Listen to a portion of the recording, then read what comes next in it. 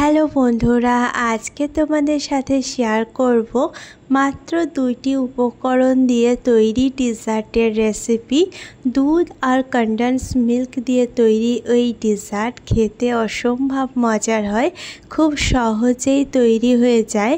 বাড়িতে কোনো গেস্ট আসলে অবশ্যই একবার ট্রাই করো, আশা করছি খুব ভালো লাগবে। প্রথমে এখানে একটা ছাকনা রেখে দিচ্ছি, উপর দিয়ে দিচ্ছি কটনের কাপড়, আর এখানে দেব 1 কাপ দই।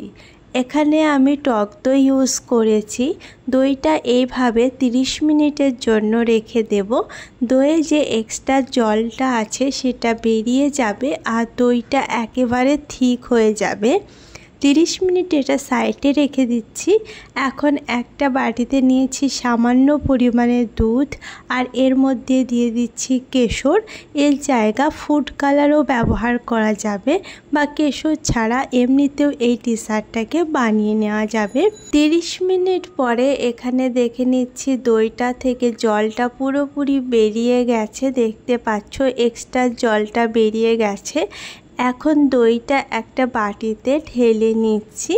এখানে একটা বাটিতে দইটাকে নিয়ে নিচ্ছি, আর দেখতে পাচ্ছ দইটার মধ্যে কোনো জল নেই, একেবারে ঠিক একটা ইয়োগার্ট তৈরি হয়ে গেছে। এখন খুব ভালোভাবে এটাকে ফেটে নিতে হবে। প্রথমে দইটাকে খুব ভালোভাবে ফেটে নেব, আর দইটা খুব ভালো মতো ফাটা হয়ে গেলে এখানে ব্যবহার করব কনডেন্স মিল্ক।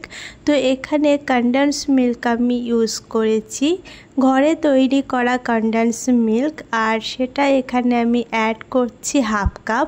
1 কাপ দইয়ের সাথে 1/2 কাপ কনডেন্স মিল্ক ইউজ করেছি। কনডেন্স মিল্কটা যেহেতু ফ্রিজে ছিল তাই একটু জমে গেছে। এখন এর সাথে জাফরানে ভিজিয়ে রাখা দুধটাও দিয়ে দিচ্ছি।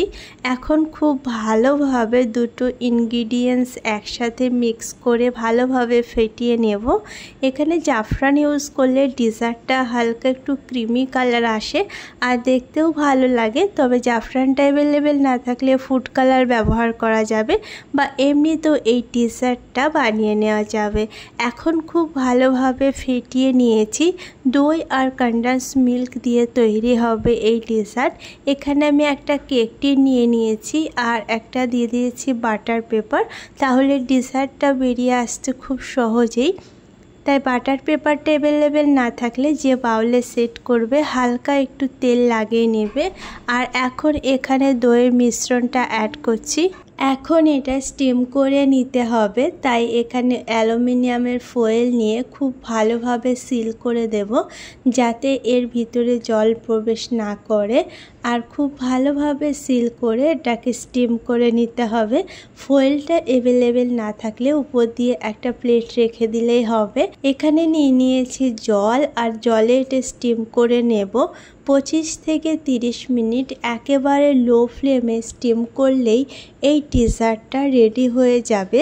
স্টিম করার পরে এটাকে পুরোপুরি ঠান্ডা হতে দেবে, আর ঠান্ডা হওয়ার পরে এটাকে সার্ভ করতে হবে। তবে ফ্রিজে রেখে দিয়ে ঠান্ডা ঠান্ডা এটা আরও খেতে বেশি ভালো লাগে। তো এখন এটাকে ডিমোল্ড করে নিচ্ছি, আর দেখতে পাচ্ছ কতটা সুন্দরভাবে বেরিয়ে এসেছে, দেখতেও খুব সুন্দর হয়েছে।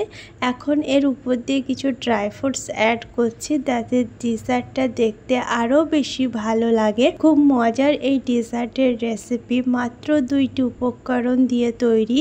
আজকের এই ডেজার্টের রেসিপি একবার ট্রাই করো, আর ঠান্ডা ঠান্ডা সবাইকে সার্ভ করো, আশা করছি সবার খুব ভালো লাগবে।